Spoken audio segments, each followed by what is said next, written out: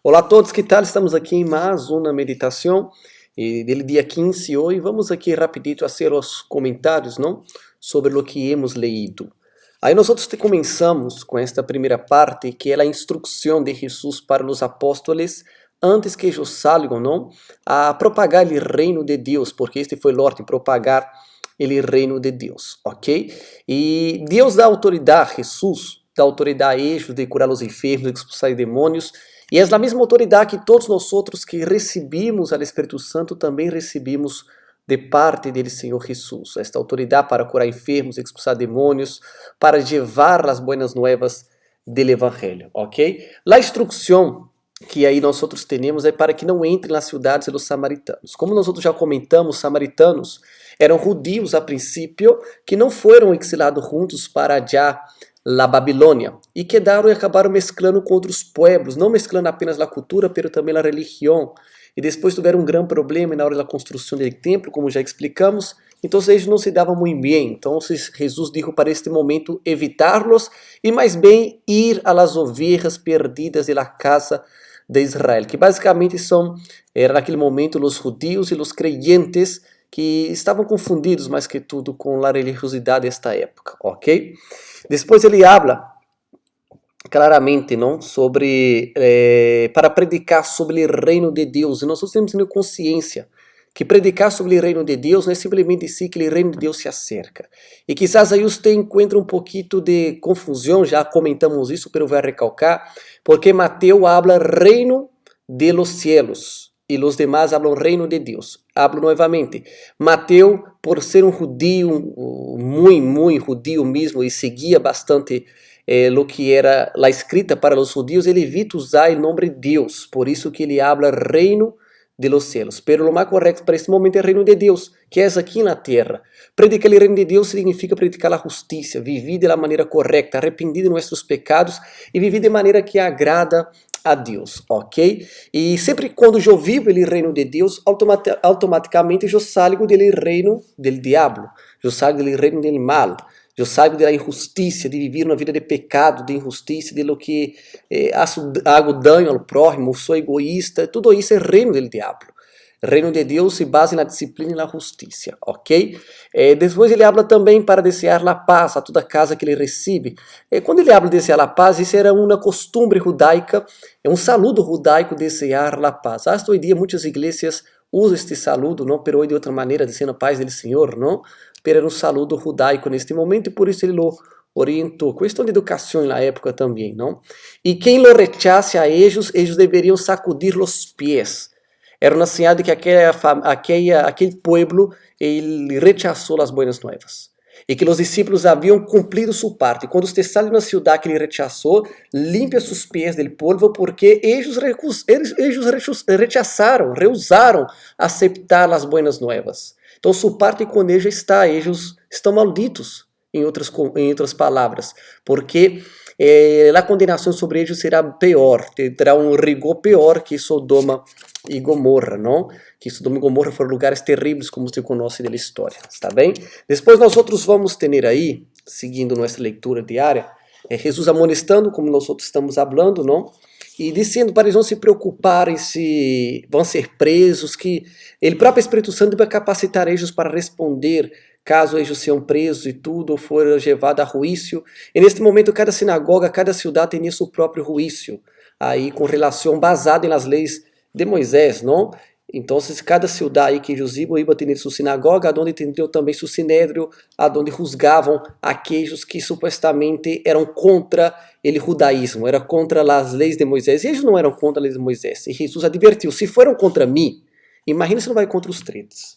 Então, e hasta menciona novamente o nome de Beelzebub, porque acusavam Jesus de Beelzebub. Beelzebub significa jefe dos demônios, não? Basicamente é isso.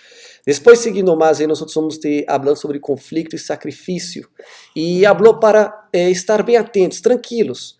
Mira, ele disse desta maneira, não se os pajarillos, eles que são, na época, era um animal, um pajarito mesmo, não? Que era fácil de capturar e era bem baratito.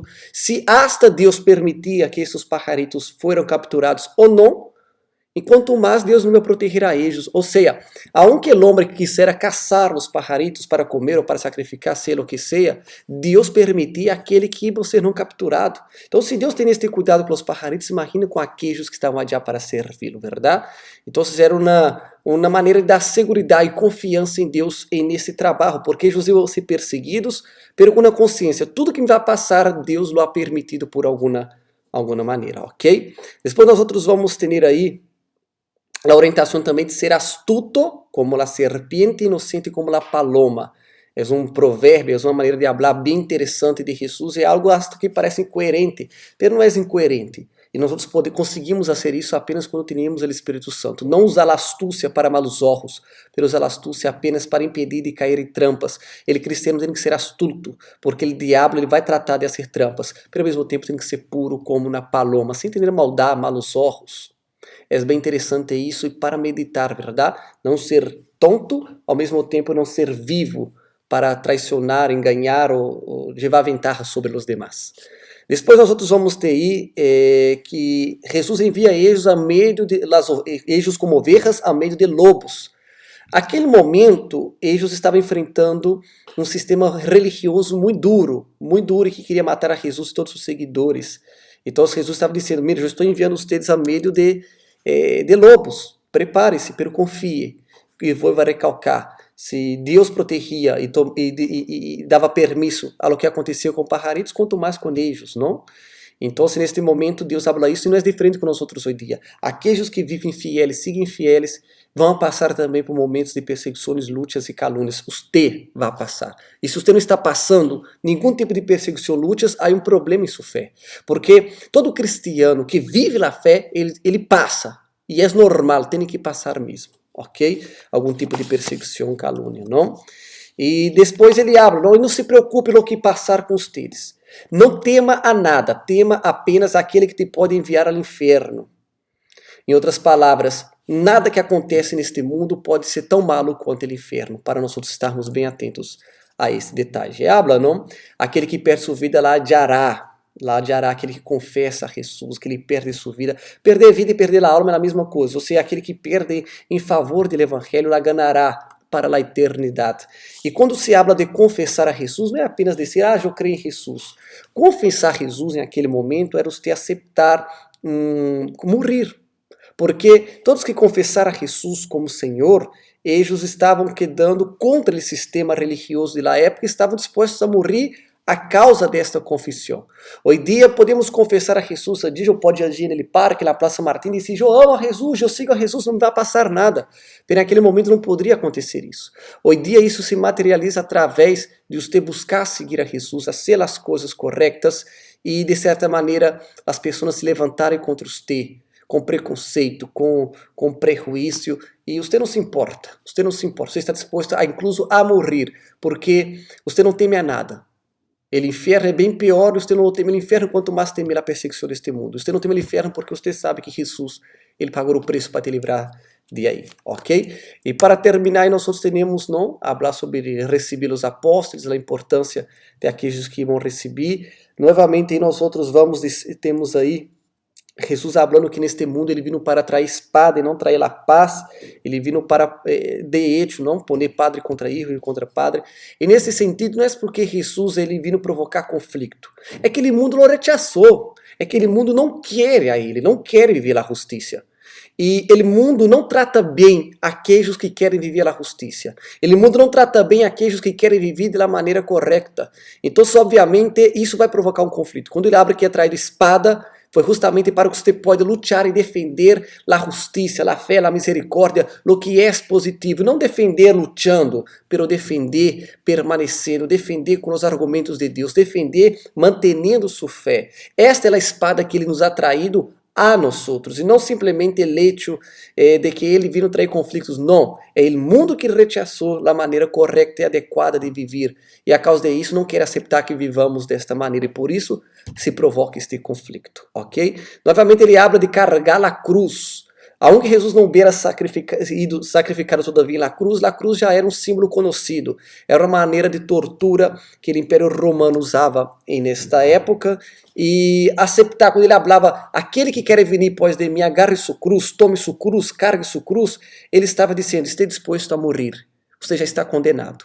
Em outras palavras, era isso que Jesus falava. Aqueles que querem vir depois de mim, tenham na consciência, você praticamente já está condenado à morte. Esteja preparado. Jesus nunca mentiu, nunca disse que seria fácil seguir-lhe, servir-lhe, estar atrás de seus passos. Jesus sempre foi muito claro com tudo isso. Ele nunca tentou adornar o evangelho. E hoje não é diferente. Se você quer seguir a Jesus, esteja disposto. Assim necessário morrer por ele. Este é o chamado e nós temos que estar preparados. Está bem? Creio que seria tudo, não?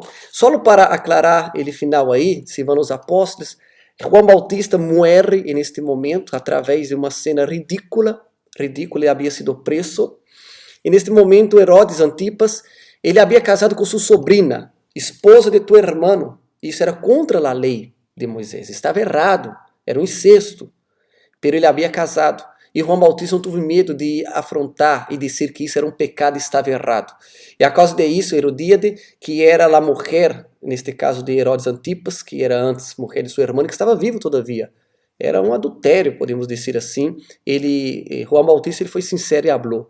E ela quedou muito indignada. E usou sua filha para sensualizar, podemos dizer assim, a seu esposo atual, de maneira que ele convencera a cortar a cabeça de João Bautista.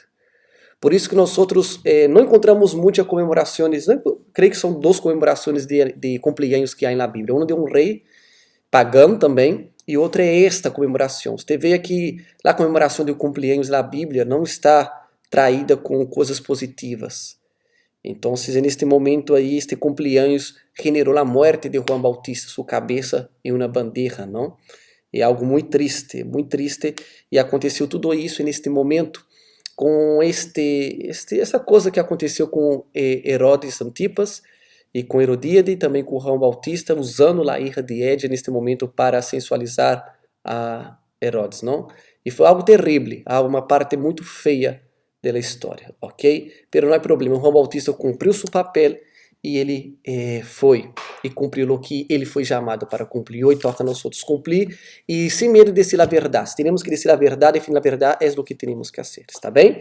Essa é a nossa meditação de hoje e vamos adelante, ok? Não desista. Eu sei que pode parecer que há dias que é mais difícil, pero esforça-te, sacrifica, porque essas meditações diárias lhe vai ajudar. Deus os bendiga.